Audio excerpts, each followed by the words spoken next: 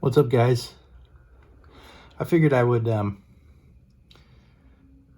stop showing my ceiling fan and show what the birds are doing outside out here. There we go. We're nice and zoomed in. So hopefully we'll get some nice bird action as I'm talking. Anyway, I'm wondering if teachers still teach Venn diagrams anymore. You guys remember the Venn diagrams? Venn diagrams were almost designed to show us how we conflate ideas and to basically teach us not to conflate ideas. So, you've got basically two types of Venn diagrams. You got one where there's sort of interlocking circles, where, say, well, we'll try to make it a benign. We'll say, I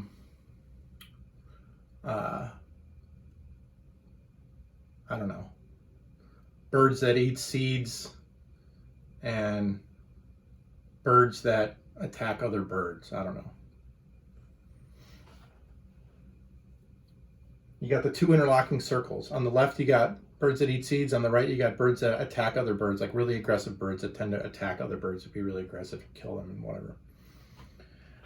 And some of them are both, but not all of them are both. Remember when we all used to study that in grade school? I think maybe even in high school we used to study that. And it kind of taught us that, like, oh, we need to look at the facts before we come to a generalization and say all birds attack other birds or all birds eat seeds or whatever it is. Now, it might be true that most birds eat seeds, but I'm sure there are some birds out there that don't eat seeds. I mean, I don't know. Help me out here. All you bird experts out there, there's got to be a type of bird that doesn't eat seeds. I don't know, maybe ducks. I don't ever see any ducks eating seeds. I see ducks eating seaweed. I see ducks eating all kinds of crap, but I don't see them eating seeds. And ducks are considered birds, right? And then, to make it more controversial, go back to my example. Italians in one circle and people who are in the mafia in another circle. And there's an interlock between those. And there are Italians in the mafia, but there's actually not Italians in the mafia. You ever see Goodfellas? Henry Hill couldn't be a made guy because he wasn't 100% Italian. He was part Irish. So was Jimmy. So they couldn't be in the innermost circle because they couldn't trace all the relatives back to the old country.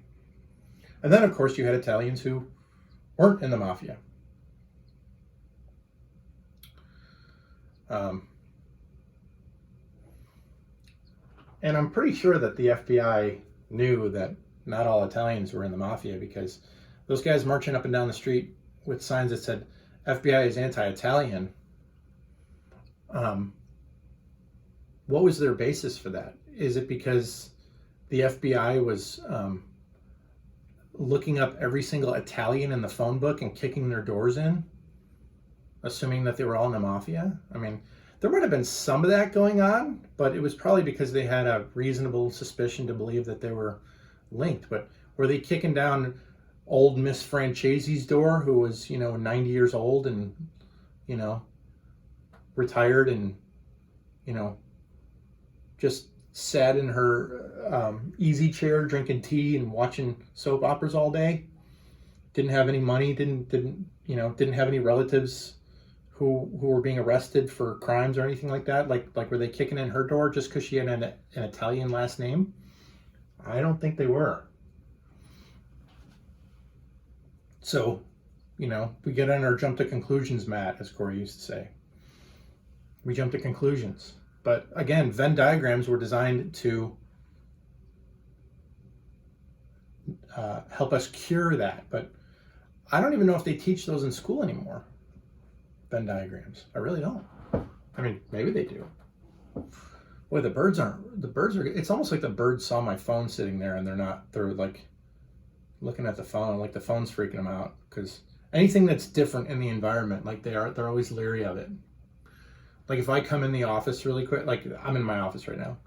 If I come in the office really quick, and the birds see me come in, they all scatter. They stop eating seeds and they take off.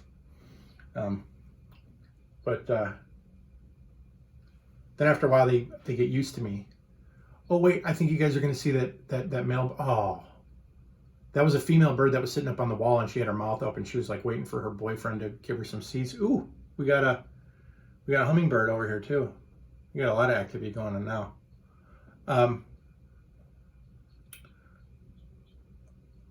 Anyway, sorry, I'm jumping all over the place. You know, you got both sides. You got the aggressors, and then you got the people who are defensive about it, right? You got the bigots who jump to conclusions, and then you got the people who see themselves as victims of the bigots, but they're also jumping to conclusions. And why is that? You know, because we're all biased, every single one of us. Every single one of us. Yes, you are biased. Yes, me, I am biased. Can't help it. The only thing you can do to, oh, there it is. Oh, you guys, they're right out of the view. They're right out of view. That male was feeding that female again. Anyway, I wanted to get that on film. Anyway,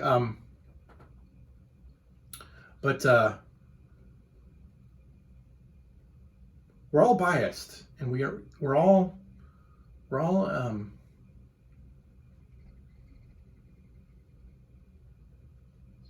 stupid in that regard. Like we're all blind in that regard. And you know, again, going back to what Southern Paladin used to say, take the plank out of your own eye. Take the plank out of your own eye. You have a plank in your eye. Yes, we all do. We all have a plank in our own eye. So we're all hypocrites and we're all biased. But you still need to make value judgments. You can agree that it's wrong to steal, even though you used to steal things or you still steal things. You can say that what I'm doing is wrong. The hypocrite side is when you try to act like you don't do that and you're better than that when you actually aren't. That's the problem.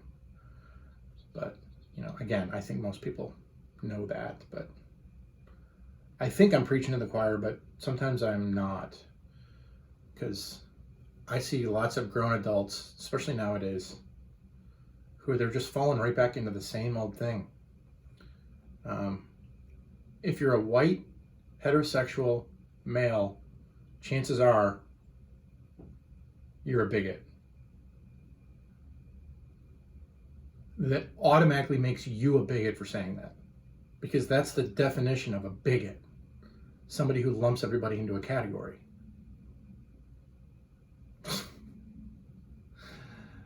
It's just the funniest thing about the whole thing. Like the amount of hypocrisy. I mean, it's like it's glaring at you. It's glaring at you, and that, in my opinion, is the perfect example of you got a plank in your own eye. You can't even see that you yourself are doing the exact same thing that you're accusing other people of doing. The problem is you don't think you're doing that, which is when you get people who say, well, I can't be a bigot because I'm in the minority. Only people in the majority can be bigots. It's so untrue. I mean, if you want to redefine the word bigot, or you want to redefine the word racism and say that only people in the majority can be bigots and can be racist, okay, fine. That's fine. But then there needs to be a word for what you're doing. If you're in the minority and you hate people and you're making broad generalizations about other people, then come up with a different word for that. Whatever word you want to call it, it's wrong. It's foolish. That's all I'm saying. Okay. Hope you guys enjoyed the bird action. These are finches for the most part. Finches and a couple doves. Like the big ones are doves. And then obviously had a couple hummingbirds. But I was really hoping to catch like a woodpecker. Every once in a while, a woodpecker comes and he eats out of the hummingbird feeder. It's pretty cool.